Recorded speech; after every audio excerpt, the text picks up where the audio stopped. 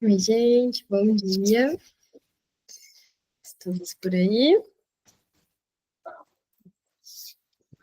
Ó, a gente está na página 569. Vamos começar do último parágrafo.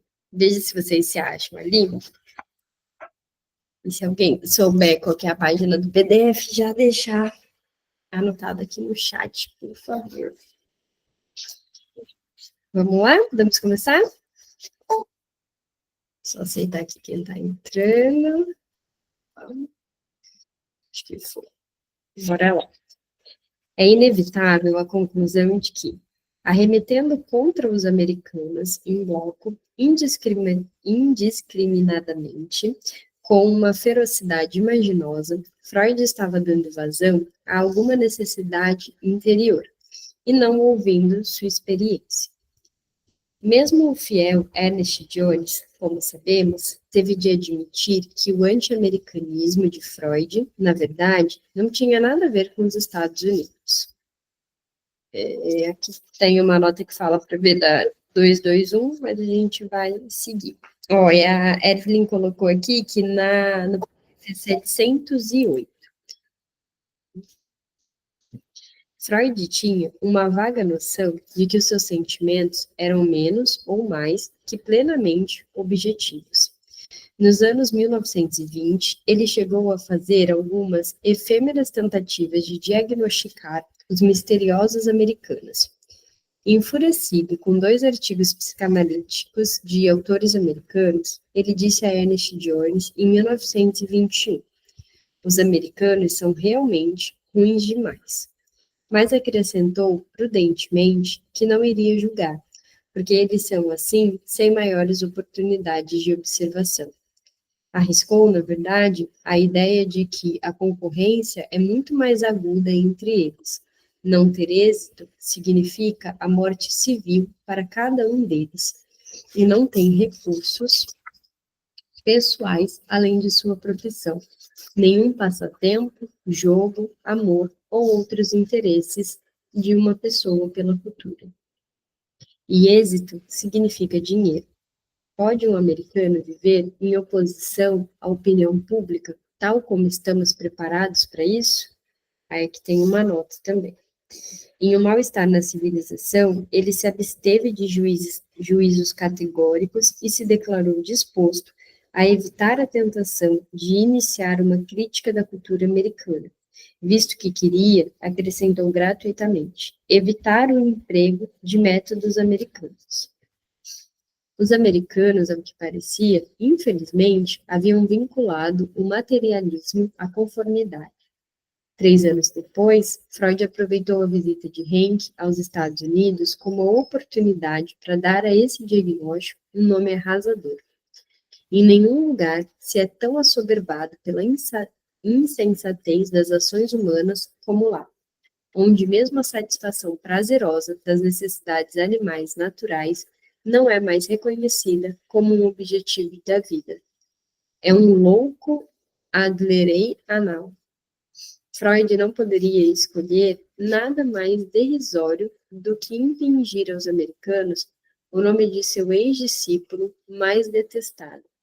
Em termos técnicos, ele considerava todos os americanos como vítimas de uma retenção sádico-anal avessa ao prazer, mas ao mesmo tempo favorável à conduta mais agressiva nos negócios e na política.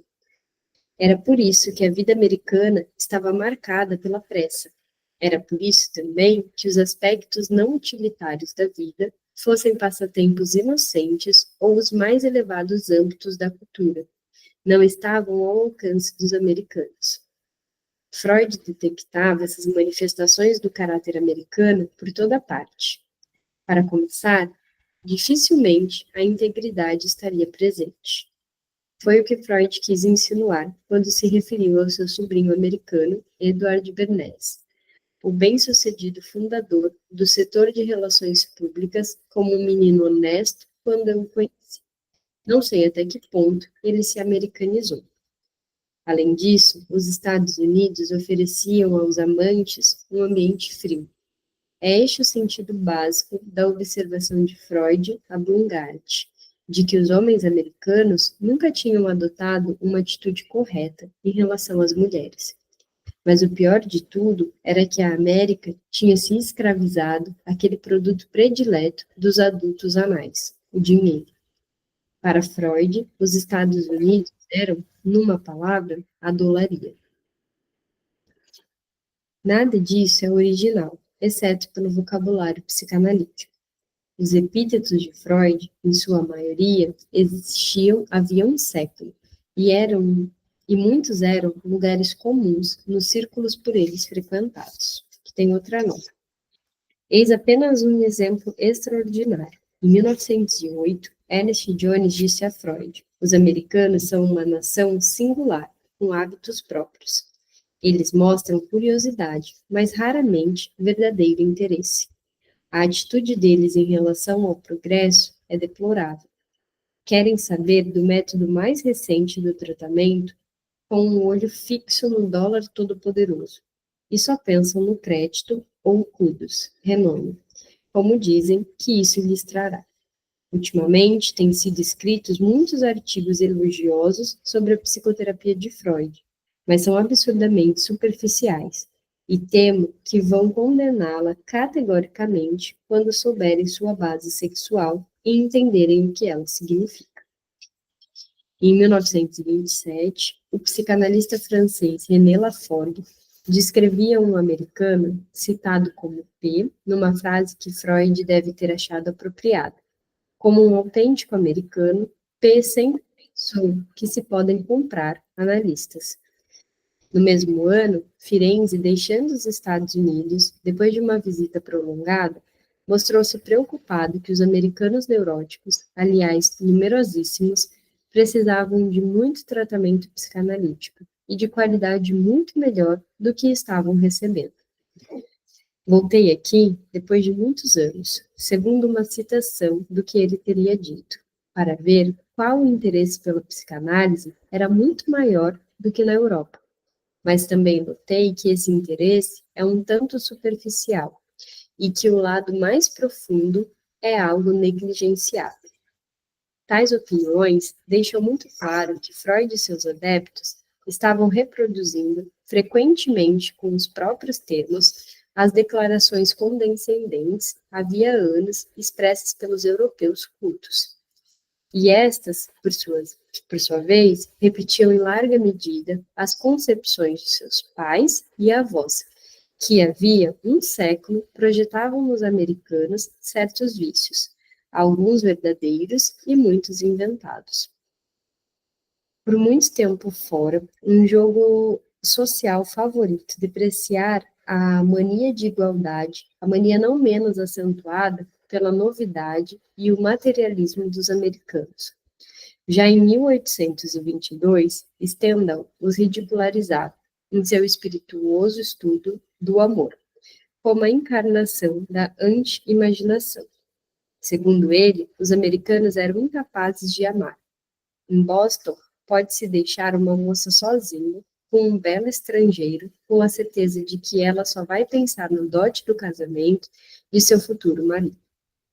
No romance Lucy in Leuven, Stendhal reiterou que os americanos, embora justos e razoáveis, só pensam em dinheiro e nas formas de acumulá-lo. Poucos anos depois, Charles Dickens, visitando os Estados Unidos, foi festejado para além dos limites da paciência e vitimado por editores piratas. Sua mordaz caricatura de Martin Chuzzlewit é um triunfo da indignação sobre a simpatia. Os americanos, conta-nos o romance, pregam a liberdade, mas vivem aterrorizados com a opinião pública. Arengam sobre a igualdade enquanto mantêm escravos. São snobs e só se preocupam em juntar dinheiro. A maior parte das conversas americanas pode ser resumida numa palavra: dólares. Todos os seus cuidados, alegrias, esperanças, afetos, virtudes e ligações pareciam ter se fundido em dólares. Mas quanto que isso também é uma realidade atual, né? Não digo só da questão dos americanos, aí pensando no mundo mesmo, no materialismo, no que o capitalismo impõe. Parece que você tem que ter sempre cada vez mais, né? Essa acusação, embora fosse um clichê, na época em que Freud começou a escrever, continuou a ter interesse para os observadores europeus. Em 1904, Sir Philip Boone Jones considerou a velha renúncia do título de seu relato sobre os Estados Unidos, Dólares e Democracia. E como falam de dinheiro, exclamou Boone Jones, em trechos das conversas nas ruas, restaurantes e veículos. O que se ouve é dólares, dólares, dólares. Freud tinha uma vantagem sobre Stendhal, pelo menos, como Dickens e Boone Jones, visitar os Estados Unidos. Mas a sua visão dos americanos não era mais informada. Permanece a questão de por que Freud engoliu tão acriticamente essa mistura poderosa, mas em sua época já antiquada, de observação tendenciosa e absoluta arrogância cultural. O fato é que seu conformismo e seu radicalismo, curiosamente, se aliavam para manter vivo seu anti-americanismo. Como um europeu convencional e irrepreensível, ele pensava nos americanos da mesma forma que os outros. Comparadas a essa aceitação irrefletida dos clichês correntes, suas razões justificadas para se irritar com os americanos, a política messiânica, a resistência à análise leiga, para não mencionar a comida americana, se dissolvem até na insignificância. Mas, ao mesmo tempo, como um anti-burguês radical em seu ideal de relações sexuais livres, ele considerava os americanos o próprio modelo da tartufice sexual. Pelo visto, enquanto reformador social, Freud moldou para si uma América que representava, na forma mais concentrada, as forças da hipocrisia que se sentia chamado a combater. De certo, não é por acaso que seus primeiros comentários sobre os americanos se dirigiam justamente sobre a incapacidade deles, aos olhos de Freud, de sentir ou expressar amor. Alguns meses antes de visitar a Universidade Clark, ele tinha dito a Firenze que temia o puritanismo do novo continente. Logo depois de voltar de Clark, ele informou a Jung que os americanos não têm nenhum tempo para libido. Nunca se cansou dessa crítica. Deplorava o rigor da castidade americana. Ridicularizava a América puritana e virtuosa. Em 1915, em sua famosa carta a James Jackson Putnam, ao qualificar desprezíveis os costumes sexuais respeitáveis da época moderna, ele fez questão de dizer que atingiam seu pior ponto nos Estados Unidos. Um tal país iria obrigatoriamente rejeitar as verdades incômodas e pouco convencionais da psicanálise ou sufocá-las dentro de si. Em A Interpretação de Sonhos, Freud reconheceu com bastante honestidade que, durante toda a sua vida, precisara de um inimigo, tanto quanto de um amigo. Ah, isso daqui a gente vê bem, né? Assim, ele não consegue ficar em paz com todo mundo.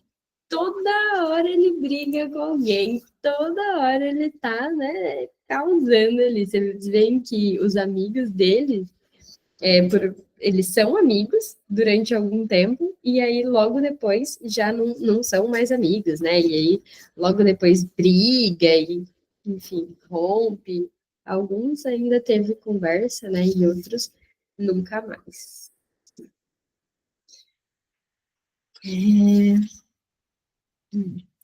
Por tristes razões pessoais, Freud aferrou-se a essa intensa caricatura monocromática de maneira ainda mais desesperada depois da Primeira Guerra Mundial.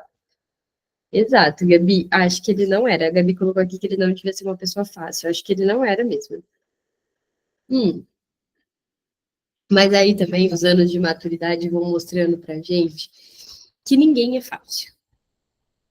Quando você convive muito de perto de alguém, Você vê que essa pessoa não é fácil. Por que a gente fala de casamento ser difícil? Né? De ter filho ser difícil, de conviver muito tempo com pai e mãe é difícil. Que a gente convive muito, você sabe, você conhece o melhor e o pior lado das pessoas. As pessoas são maravilhosas quando a gente não conhece bem elas. Né? São incríveis, porque tu não convive. Tem um. Ai, exato, a Gabi colocou aqui, ó, que às vezes até conviver com a gente mesmo é difícil. Tem dia que a gente não se suporta, né? Tem um meme que, enfim, vou falar, não é desrespeitoso, é engraçado, mas, né? Que diz assim: Jesus te ama porque não convive com você. E assim, verdade seja dita, né? É bem por essa via aí, de que todo mundo de perto traz um negocinho aqui que a gente não consegue bancar muito bem. E que bom também, né? Que bom. Quando você pensa numa pessoa muito fácil, uma pessoa que se dá bem com todo mundo, provavelmente essa pessoa não se dá bem consigo mesma. Porque assim, se todo mundo te ama, se você diz sim para todo mundo, se nada nunca te irrita, todas as opiniões, tudo combina com a de todo mundo, você não é você, né?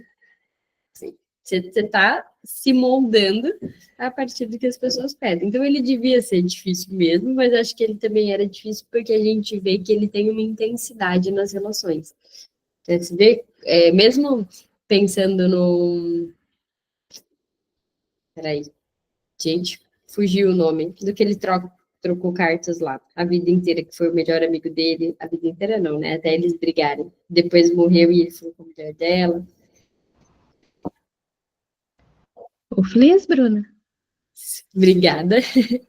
Tava com o nome de outra pessoa na cabeça, mas você vê do Fliss, assim, embora não fosse uma convivência que eles tinham diária de estar um na presença do outro, eles trocavam cartas todos os dias. Todos os dias. Era uma intensidade muito grande. Como não brigar com alguém que você convive tão de perto? Mas isso só a maturidade vai ensinar a gente, porque senão a gente classifica as pessoas sempre em bom e ruim, né? Quando a gente é adolescente, fulano presta, fulano não presta, e depois você vai ver que de perto, assim, todo mundo tem esses dois lados. Que essa dependência feria seu orgulho, mas não via como escapar a ela. Nos anos 1920, os americanos suplicavam que Freud os aceitasse para análise, e traziam a moeda forte que ele queria e dizia desprezar. Os conflitos internos provocados por esse dilema não se abrandaram. Ainda em 1932, ele confidenciou a Huntington: minha suspeita em relação à América é invencível. Em suma, junto com a sua necessidade dos americanos, crescia igualmente sua animosidade contra eles. Se, ao dissecar os americanos, ele estava mostrando a natureza humana em atividade, involuntariamente, também estava mostrando a sua. Agora vamos para troféus e obituários. Quando a gente começa um subtítulo aqui, eu fico pensando, meu Deus, está acabando. Está bem perto de acabar. Bem perto, né? O livro é gigante. Mas falta pouco agora. Nossa, menos do que eu imaginava. Faltam menos de 100 páginas. Meu Deus do céu, que livro que a gente vai ler depois desse? A gente vai precisar decidir daqui umas 2 semanas para dar tempo de todo mundo comprar e chegar, né, gente? Ninguém tem nenhuma ideia? Se tiverem, vocês me mandam, viu? Vai ser Freud ainda, só não sei qual, mas tem que ser dele. Senão a gente vai ter que mudar o nome desse Quintas, né? Vamos ter que continuar com Freud. Mas olha, eu vou pensar e vou mandar lá no grupo uma votaçãozinha para a gente já começar e ir definindo, para dar tempo de todo mundo comprar o livro e chegar, hein? Ou de vocês acharem PDF, né? Porque vocês são hackers dos PDFs. Interpretação dos sonhos. Pode ser, eu gosto de interpretação dos sonhos. Vamos pensar. Vamos ver, depois eu vou colocar lá para votação. Nos anos em que Freud trabalhou com Bullitt no estudo sobre o Woodrow Wilson, o ciclo de reconhecimento público e desgraças pessoais se acelerou. No final de julho de 1930, ele foi informado que a cidade de Frankfurt lhe concedera o cobiçado prêmio Goethe. A menção vinha cerimoniosamente assinada pelo prefeito de Frankfurt. Um rigoroso método da ciência natural iniciava ela, num tom um tanto exagerado desses documentos. Ao mesmo tempo, interpretado audaciosamente, os símiles cunhados por escritores de ficção, Sigmund Freud abriu caminho até as forças motrizes da alma, e assim criou a possibilidade de se reconhecer o surgimento e a construção das formas culturais e de se curar algumas enfermidades. E prosseguia. A psicanálise não só estimulou e enriqueceu a ciência médica, mas também o mundo mental do artista e do pastor, do historiador e do pedagogo. Buscando uma linguagem apropriada à ocasião, a menção apontava as raízes da psicanálise no ensaio de Goethe sobre a natureza, a forma mefistofélica, como Freud havia rasgado todos os véus, e sua insaciabilidade faustiana, aliada ao respeito pelas forças formativas criativas adormecidas no inconsciente. Concluía com um sutil autoelogio. Até então, a Freud, o grande erudito, escritor e lutador, tinham sido negadas todas as honras externas. Não era inteiramente exato. Ele havia recebido, ao longo dos anos, alguns sinais gratificantes de reconhecimento. Mas, no fundo, a citação era justificada. Freud não fora propriamente cumulado de honras. Em novembro de 1930, ele anotou laconicamente, uma vez mais, em sua crônica, definitivamente preterido para o prêmio Nobel. Ele tinha uma mágoazinha, né, gente, de não ter conseguido. O prêmio Goethe, portanto, era como um raio de sol, céu nublado e trovejante. Desviou, por alguns momentos, a atenção de Freud de sua luta contra debilitadoras e irritantes dificuldades pessoais e de sua preocupação com a situação mundial em rápida deteriorização. A quantia vinculada ao prêmio, 10.000 marcos alemães, cerca de $2.500, pareceu-lhe um complemento oportuno para suas rendas. Um pouco surpreso com a escolha de seu nome, Freud achava que o fato de o prefeito ser judeu, embora batizado, podia ter tido alguma influência. No entanto, ficou realmente encantado que o prêmio trouxesse o nome de seu amado Goethe. Instituído em 1927, tinha sido concedido antes a Stefan Georg, o celebrado poeta e figura cultuada. Deixa eu ver aqui que a Érica colocou. Acho que no volume 21 da Imago fala sobre esse prêmio. Algum texto específico? Não, eu tenho ele aqui, o da Imago, mas eu não sei. Acho que eu nunca li. Deixa eu ver qual que é, o 21. Vamos atrás das fontes.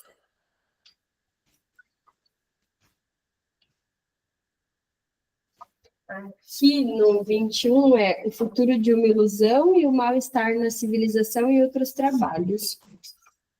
Não sei se...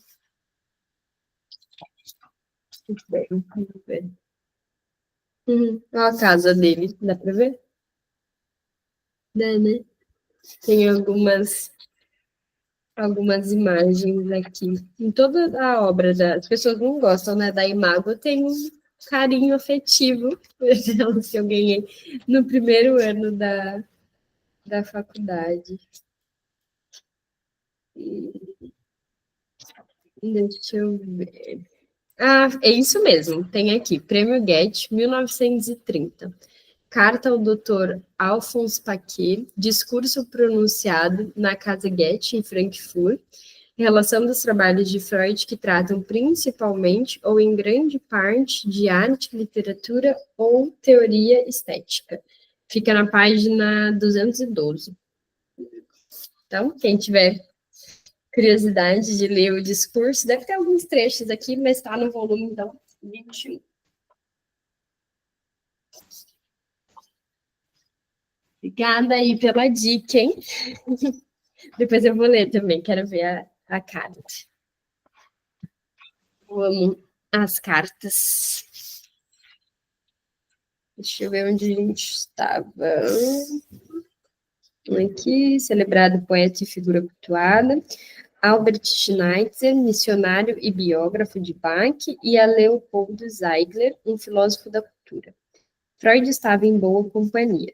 Ele escreveu um curto e elegante discurso de aceitação e propôs enviar a sua filha Ana a Frankfurt como sua representante. Disse ao doutor... Ai, prendeu meu cabelo. Ao doutor Alphonse Paquet, secretário da associação que concedia o prêmio, que estava fraco demais para viajar, mas achava que, se seu discurso fosse lido por ela, seria melhor para as festividades. Minha filha Ana certamente é mais agradável de ver e ouvir do que eu. A ocasião se mostrou recompensadora sobre vários aspectos. Freud transmitiu a Ernest Jones a impressão de Ana de que as cerimônias realizadas em 28 de agosto, no dia do aniversário de Goethe, tinham sido muito majestosas, e as pessoas presentes manifestaram respeito e simpatia pela análise. O prêmio melhorou o ânimo de Freud, mas não muito, nem por muito tempo. Ele temia que a honra ilustre e oportuna pudesse atrair uma atenção inoportuna. Creio, escreveu Ernest Jones no final de agosto, que esse episódio surpreendente não terá consequências no que se refere ao Prêmio Nobel ou à atitude geral da Alemanha quanto à análise. Pelo contrário, não me surpreenderia se a resistência aumentasse ainda mais. Essa preocupação continuou a perturbá-lo. 2 semanas depois, ele disse a Jones que os jornais estrangeiros estavam publicando notícias alarmantes sobre o estado de sua saúde e atribuiu-as ao fato de ter recebido o prêmio Goethe. Assim, eles se apressam em acabar comigo, que tenho uma nova. Ainda em junho de 1931, ele escreveu a Jones: a conduta dos meus contemporâneos mudou, desde o prêmio Goethe, para um reconhecimento confessadamente relutante, apenas para mostrar como tudo isso significa pouco. Uma espécie de prótese suportável que não deveria constituir o único ou principal objetivo da vida. Mas, por mais invejosos que os outros pudessem estar, o prêmio deu a Freud uma oportunidade que lhe agradou especialmente. Ele enviou a Lou Andréa Salomé, com 60 e tantos anos, agora frequentemente enferma e não muito próspera, 1.000 marcos alemães, com uma nota encorajando-a a aceitar. Desta maneira, posso desfazer parte da injustiça cometida na outorga do prêmio. O fato de ainda poder dar fazia-o sentir-se mais vivo, e talvez até um pouco mais jovem. Mas, ó, a gente falou dele ser difícil, mas também quando ele era amigo, né? O bichinho compartilhava das coisas, assim, ele era generoso. Ele precisava desse tipo de consolo. A época de longas viagens de descobrimento tinha se findado para Freud. Aqueles passeios restauradores que fizera com o irmão Alexander, Firenze, Mina Bernays ou a filha Ana, pelo ensolarado mundo mediterrâneo clássico, eram agora apenas lembranças. Para se manter nas proximidades de seu cirurgião, Freud agora escolhia estâncias de veraneio perto de Viena. Um charuto era uma festa, um supremo prazer roubado, digno de comentários. Na primavera de 1930, Freud informou a Ernest Jones, escrevendo de Berlim, onde experimentava uma nova prótese que no mês anterior, coração, estômago e intestinos estiveram tão mal que ele precisou se internar por um breve período num sanatório. Pior de tudo é que tinha desenvolvido uma intolerância absurda por charutos. Jones, plenamente familiarizado com o vício de Freud, mandou uma mensagem solidária, a qual Freud respondeu esperançoso poucos dias depois. Apenas ontem provei o primeiro, e, por enquanto, o único, tímido charuto do dia.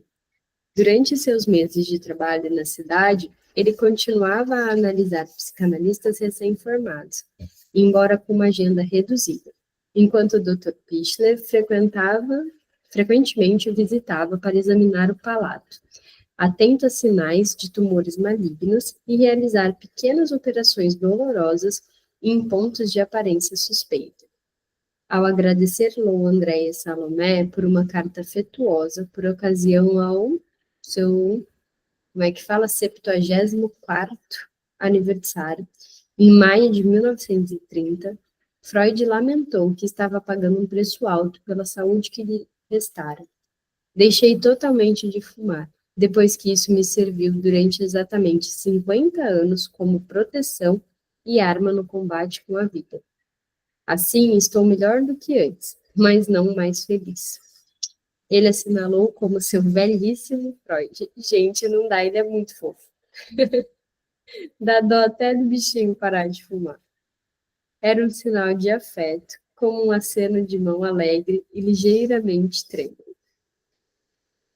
Enquanto isso, as fileiras em torno de Freud estavam se reduzindo.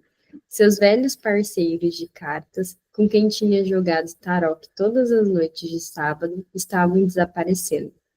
Leopoldo Conistem, o oftalmologista que fora seu amigo íntimo desde os dias de estudante, morreu em 1924. Ludwig Rosenberg, outro de seus velhos amigos médicos, morreu em 1928.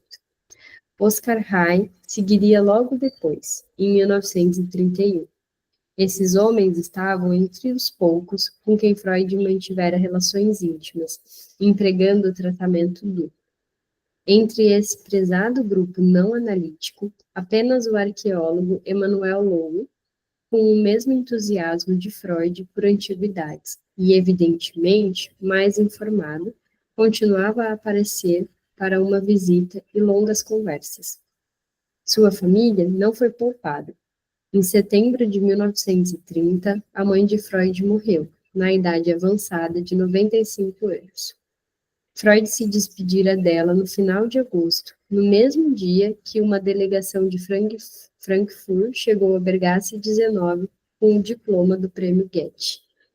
Pelo menos ela viu ele ser o que ela lutou também para ele ser, né? Porque ele era o protegidinho da mamãe. Quem estava aqui no Quintas desde o começo sabe que ela mandava todo mundo ficar quieto, calar a boca, enquanto Freud ia fazer as coisas dele, estudar, os irmãos não podiam dar um pio que ela não deixava. Ele era o menino dos olhos de ouro, sim, da mãe, né? Amália Freud tinha conservado sua energia, gosto pela vida e a vaidade até uma idade muito adiantada. Sua morte trouxe à tona pensamentos que Freud tinha posto de lado durante muito tempo. Justamente no ano anterior, quando faleceu a mãe de Huntington, ele havia ponderado em sua carta de condolências que a perda de uma mãe deve ser algo realmente extraordinário, incomparável a qualquer outra coisa, e despertar emoções difíceis de entender. Agora ele sentia e tentava entender precisamente essas emoções. Certamente não se pode dizer o que tal experiência pode fazer em camadas mais profundas, ponderou Ernest Jones. Mas superficialmente sinto apenas duas coisas: o aumento da liberdade pessoal que adquiri, visto que sempre foi uma ideia terrível pensar que ela fosse ter notícia de minha morte. E, em segundo lugar, a satisfação de que ela finalmente obteve a libertação que a adquirira o direito numa vida tão longa. Acrescentou que não sentia pesar nem dor, e decidira não assistir ao funeral. Como disse em justificativa ao irmão Alexander, ele não estava tão bem quanto as pessoas pensavam, e ademais não gostava de cerimônias. A filha Ana o representou, como fizera em Frankfurt cerca de 2 semanas antes. Dificilmente se poderia exagerar, escreveu ele a Ernest Jones, a importância dela para mim. Seu principal sentimento com a morte da mãe foi uma sensação de alívio. Ele agora podia morrer. Ele perdeu uma filha, né? Talvez tivesse também um peso, porque ele sofreu muito quando ele perdeu a filha e quando ele perdeu o neto. Então, ele sabia também o quanto que isso poderia ser triste para a mãe, né? Acho que independente da idade que um filho tenha, nenhuma mãe se consegue lidar bem com a morte de um filho, né? Nenhuma, obviamente, de forma generalizada, mas é muito triste, né? Na verdade, Freud ainda tinha pela frente muita vida e muito sofrimento, e mesmo alguns prazeres. Em janeiro de 1931, David Forsyth, um de seus alunos ingleses pelos quais tinha preço, convidou-o a apresentar a Conferência Comemorativa Huxley. Era um acontecimento bienal prestigioso, descrito por Forsyth como o valor mais elevado dentro da nossa capacidade de presentear o trabalho científico a que a sua vida foi dedicada. Refletidamente, ele anexou uma lista dos homens importantes que tinham discursado em ocasiões anteriores. Entre eles constava o grande cirurgião inglês Joseph Lister, nobilitado por ter introduzido a antissépsia, e o famoso psicólogo russo Ivan Petrovich Pavlov. Freud tinha plena consciência do quanto significava tal convite. É uma enorme honra, disse a Huntington. E desde R. Virchow, nenhum alemão recebeu esse convite. Apesar de suas irritadas negativas em tom categórico, nele ainda sobreviviam visivelmente alguns resquícios de sua identidade germânica. Mas mesmo que se sentisse profundamente pesaroso em recusar, o convite chegara com atraso de muitos anos. Ele simplesmente não tinha saúde suficiente para viajar, nem condições de expressão suficientes para discursar. Com efeito, no final de abril, ele foi obrigado a se submeter a outra operação dolorosa, o que lhe custou muito, físico e psicologicamente. Sentia que estava na mesma situação em que estivera em 1923, antes de suas grandes operações, com a vida em risco. Esta última doença, confidenciou ele a Ernest Jones, logo a seguir, terminou com a segurança que desfrutei durante 8 anos, e queixou-se de ter perdido grande parte de sua força de trabalho. Estava fraco, incapacitado e limitado para falar, disse a Arnold Zeg. De forma alguma uma mostra agradável de realidade. Só voltou do hospital para casa em 5 de maio, na véspera de seu 75º aniversário. O dia seguinte trouxe comemorações que ele se empenhara ao máximo e em vão para evitar. Elas interromperam sobre ele, disse Andréa Salomé, como uma inundação. Freud podia vetar os festejos, mas não deter a avalanche de cartas de amigos e estranhos, psicanalistas, psiquiatras e literatos admiradores. Os telegramas amontoavam-se, vindos de organizações e altas personalidades, e a Bergasse 19 foi inundada por flores. Um congresso alemão de psicoterapeutas programou pronunciamentos em sua homenagem, e adeptos seus, em Nova York, organizaram um banquete comemorativo no Ritz-Carlton, com discursos de William Alanson White e A. Bloom, secundados por celebridades como Theodore Dreiser e Clarence Darrow. Homens e mulheres saídos das fileiras da psicanálise, medicina e sociologia, dizia o telegrama enviado a Freud.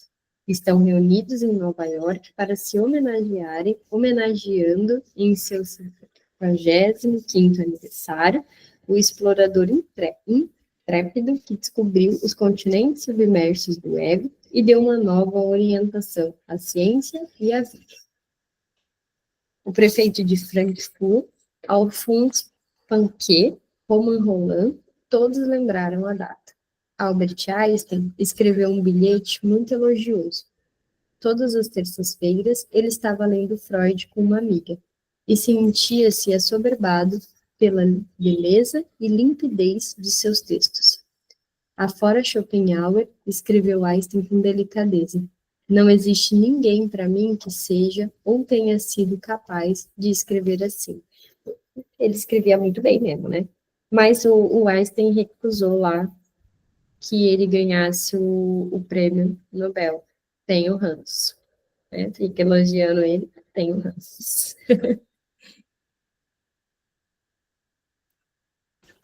Mas a vitória das ideias de Freud sobre o ceticismo de Einstein não era completa. Sendo pouco sensível, observou Einstein, ele oscilava entre a crença e a descrença. O Clube Harris cumprimentou Freud reverentemente como o filho do nosso povo, cujo 75º aniversário é um dia de alegria e orgulho para todo o povo judeu. Ao passo que as instituições vienenses, como a Clínica Neurológica Psiquiátrica e a Associação para Psicologia e Psicopatologia Aplicada, enviaram seus votos mais calorosos. Freud recebeu algum desses tributos com frieza e mesmo ressentimento. Quando soube em março que a Sociedade dos Médicos, em comemoração ao seu aniversário, propunha torná-lo membro honorário, ele lembrou amargamente as humilhações que lhe tinham sido infligidas pela instituição médica vienense décadas atrás.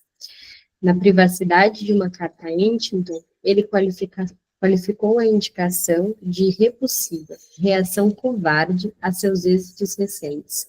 Pensava em aceitá-la com um agradecimento breve e distante. Uma carta de congratulações, porém, pôde tê-lo divertido. Foi a de David Fauchbang, o principal rabino de Viena, que afirmava carinhosamente que o autor de O Futuro de uma Ilusão está mais próximo de mim do que pensa. Era o tipo de proximidade que Freud podia dispensar. Aos poucos, a enchente foi diminuindo, e Freud começou a enfrentar a montanha de mensagens, cada uma demandando uma resposta. Mas ainda estava por vir outra comemoração, a honra que o deixou muito mais satisfeito do que se sentir em seu aniversário, provocando uma franca nostalgia. Como anunciava o convite impresso, num alemão ligeiramente inseguro, iria haver no domingo, 25 de outubro, uma inauguração de uma placa comemorativa na casa do nascimento do professor Sigmund Freud, em Priober, Freiberg, Morávia. Ele não tinha condições de comparecer, mas a dimensão e a qualidade da delegação Freud, os filhos, Martin e Anna, o irmão Alexander e os adeptos leais, Paul Fedner e Max Huntington, refletem a importância que ele atribuiu à ocasião. A cidadezinha estava enfeitada com bandeiras para o evento, e mais uma vez, como era constante nesses anos, Ana Freud falou pelo pai. A carta por ela lida é breve e eloquente. Freud agradecia ao prefeito e a todos os presentes pela honra que lhe conferiam ainda em vida, enquanto o mundo estava dividido sobre o valor de sua obra. Ele havia deixado Freiberg aos 3 anos de idade, e lembrou Freud voltar aos 16 como estudante em férias. Aos 75, achava difícil rememorar aqueles tempos distantes. Mas de uma coisa, escreveu Freud, ele tinha certeza. No fundo de mim, encoberto, ainda vive aquela criança feliz de Freiberg, o filho primogênito de uma mãe jovem que havia recebido as primeiras impressões indeléveis desse ar, dessa terra. Sou muito apaixonada. Cada coisinha que ele escreve, eu vejo ele escrevendo assim, pensando, ele deve ter ficado muito feliz, né, gente? Muito feliz. O bichinho passa muita emoção. Em seu 75º aniversário, Freud tinha se sentido triste demais para ver alguém fora do círculo familiar mais próximo. Uma exceção notável, e talvez a única, foi Sandor Firenze, então em Viena. Freud concedeu-lhe cerca de 2 minutos, penhor da relação especial que unia os dois homens havia mais de 20 anos.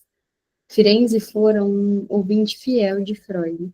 sem temer nenhum voo imaginativo, o mais importante, havia escrito artigos brilhantes, mas por alguns anos houvera um considerável esfriamento entre eles. Os dois nunca brigaram, mas as exigências insaciáveis de Firenze por familiaridade e reconforto, para não mencionar o ressentimento latente pelo mestre que adorava, tinham cobrado seu preço. Algumas vezes a amizade trouxe a ambos tanta dor quanto prazer. Como analisando de Freud, Firenze explorava o privilégio de lhe falar e escrever sem reservas. Freud, por seu lado, muitas vezes parecia um pai pouco à vontade, por vezes exasperado. Em 1922, Firenze perguntou-se em voz alta, fazendo um pouco de autoanálise: por que não escrevia com mais frequência a Freud? Não cabem dúvidas de que eu também não poderia resistir à tentação de presenteá-lo com a totalidade das emoções ultraternas e ultrassensíveis apropriadas para o meu pai físico. O estágio em que agora pareço me encontrar é um desmame, gravemente atrasado, e a tentativa de submeter ao meu destino. Achava que, daí por diante, seria um colaborador mais agradável do que fora naquela catastrófica viagem de férias ao sul, que fizera com Freud antes da guerra. Na verdade, Firenze nunca desmamou inteiramente de sua dependência em relação a Freud, nem da raiva que se seguiu a ela. Um sintoma ostensivo de sua ambivalência era uma efusão de adulações, que não agradava a Freud. Parece que o senhor, como sempre, está certo. Firenze dissera a ele, tipicamente, em 1915. Freud tentava evitar essas adulações, fazendo votos de que Firenze o idolatrasse um pouco menos. Depois da guerra, lamentando que dificilmente conseguiria equilibrar seu orçamento, mesmo fazendo de 9 a 10 análises por dia, Firenze manifestou sua admiração extravagante pela fonte inesgotável de energia de Freud. Nessa ocasião, a reação de Freud foi mais brusca do que o usual. Naturalmente, gosto de saber que o senhor entra em êxtase com a minha juventude e produtividade, como demonstra em sua carta. Mas em seguida, quando volta ao princípio de realidade, sei que não é verdade. No final do verão de 1923, escrevendo da maravilhosa cidade de Roma, Firenze relembrou a época em que ele e Freud tinham visitado juntos os lugares sagrados da cidade. Incluo aqueles dias entre os mais belos de minha vida, e penso com gratidão no guia incomparável que o senhor foi para mim. Firenze não via, não conseguia ver que Freud não era, como afirmou certa vez com uma viva imagem, nenhum super-homem da psicanálise, e que queria ser não um guia, mas um amigo. Por mais perturbadores que fossem os elogios de Firenze a Freud, seus silêncios intermitentes eram ainda mais desconcertantes. Uma vez, no início da amizade entre ambos, durante esses silêncios, Freud enviou a Firenze uma carta composta inteiramente de pontos de interrogação, entre a saudação inicial e a assinatura. Era a carta, mas parece as mensagens que enviavam, né, hoje em dia, um monte de ponto de interrogação, um ódio quando alguém me manda um monte de ponto de interrogação. Quando tu não responde, a pessoa vai e manda um monte de ponto de interrogação, dá vontade de falar assim, não respondi porque não quis. Adivinha?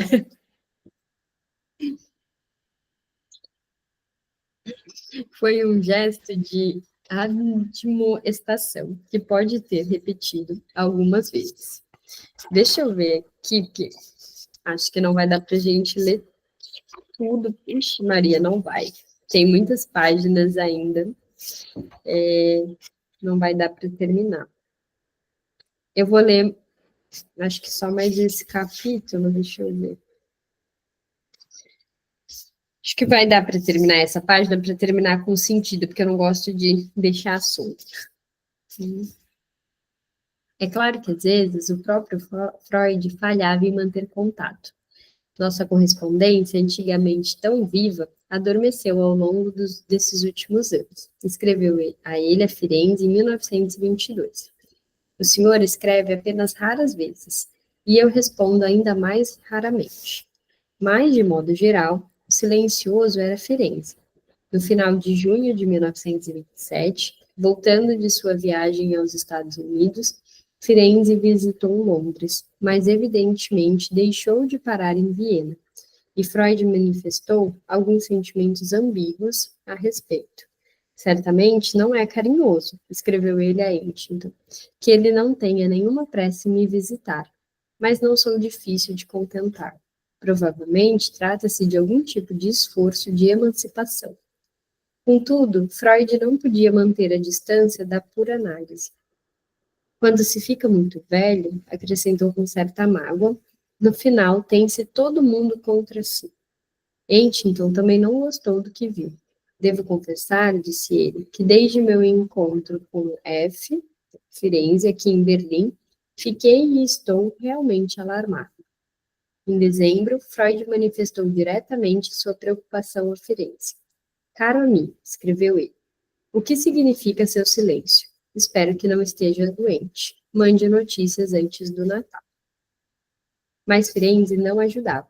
Atormentado como estava, ele continuou a oscilar entre a loquacidade e o afastamento.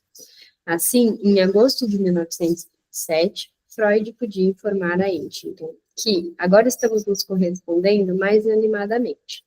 Pouco mais de 2 semanas depois, as coisas tinham mudado. A correspondência com Firenze novamente cessou de súbito. Francamente, confessou Freud, não o entendo de forma alguma. Uma coisa que Freud veio a entender, ou pelo menos se dispôs a supor, foi que as extraordinárias inovações de Firenze na técnica psicanalítica, que Freud de início recebeu bem e depois deplorou, não eram iniciativas puramente profissionais, mas expressão de insatisfação interior. Firenze deu provas numerosas em apoio a esse diagnóstico hesitante. Em 1925, numa carta notável, Firenze disse a Freud: sobre a minha saúde, não posso, com a maior relutância, informar nada de triste. Parecia decidido a estar mal. No começo de 1930, ele escreveu a Freud uma longa carta, onde se queixava de sintomas inquietantes, inclusive o medo de envelhecer prematuramente. Em novembro do mesmo ano, Freud informou que não tinha recebido notícias de Firenze e temia que, apesar de todos os esforços, ele está ficando cada vez mais isolado. Firenze estava plenamente alerta sobre a situação. O senhor bem pode imaginar, disse a Freud em meados de setembro de 1931, como é difícil recomeçar após uma interrupção tão longa. Mas ao longo de sua vida, alegou ele, misturando desejo e esperança, o senhor tem encontrado tanta coisa que é humana, que também entenderá e perdoará um tal estado como este auto-recolhimento. Disse a Freud que estava imerso num trabalho científico interno e externo de purificação muito difícil. Até o momento, sem nenhum resultado conclusivo. Freud, encantado em ter notícias de Firenze, respondeu de imediato. Finalmente, mais um sinal de vida e amor de sua parte, exclamou ele com a antiga cordialidade. Depois de tanto tempo, Freud disse francamente a Firenze que não tinha nenhuma dúvida de que o senhor, com essas interrupções no contato, está se distanciando cada vez mais de mim. Digo e espero, não se separando, mas não assumia responsabilidade pelo espírito desagradável de Firenze. Segundo seu próprio testemunho, eu sempre respeitei a sua independência, mas tal independência, insinuou Freud, não precisava ser comprada ao preço da separação. Vamos ficar por aqui? E aí, semana que vem a gente volta, então, página 580. Beleza? Obrigada pela companhia. Até semana que vem. Um beijo. Um beijo.